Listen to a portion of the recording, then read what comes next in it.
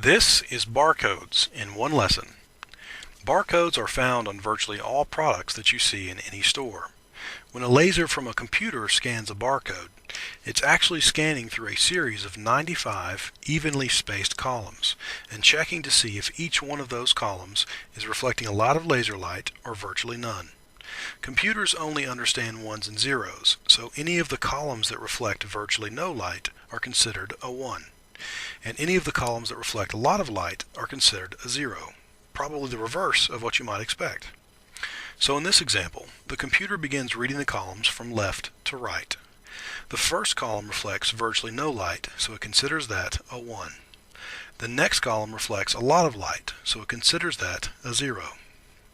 The third column is like the first. It reflects virtually no light, so it also considers that a 1. The fourth, fifth, and sixth columns all reflect a lot of light, so they are all considered zeros. The computer continues reading the columns all the way across the barcode and comes up with a number that is 95 digits long, full of ones and zeros. These ones and zeros are then grouped into 15 different sections. 12 of these sections are used for the numbers that you see at the bottom of the barcode. The other 3 are used as guards.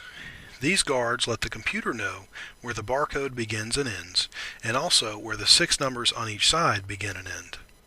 This is important because the numbers on the left are identified based upon one set of codes, and the numbers on the right are identified based upon another set of codes. These codes are different because the computer needs to know whether it's reading the barcode from left to right, or whether the barcode is being read upside down. It figures that out based upon how many ones there are in the code for each digit.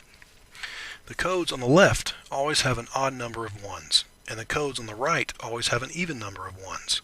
So if the computer reads an even number of ones on the left-hand side, it knows that the barcode is flipped upside down, and once it reads it, it can just flip the numbers around before processing them. Also, as an additional error check, all the codes on the left side begin with a 0 and end with a 1. And all the codes on the right side begin with a 1 and end with a 0.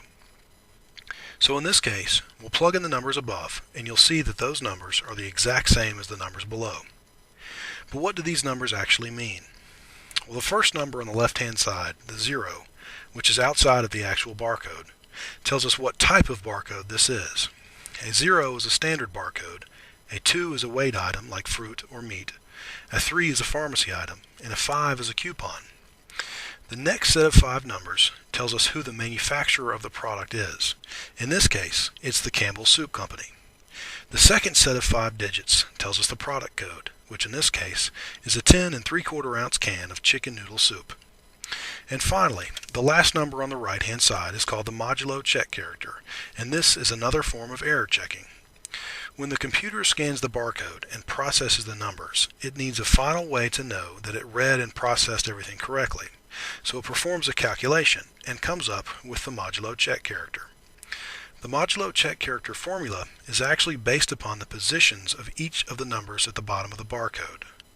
It first adds up the digits in the odd numbered positions, and then it adds up the digits in the even numbered positions.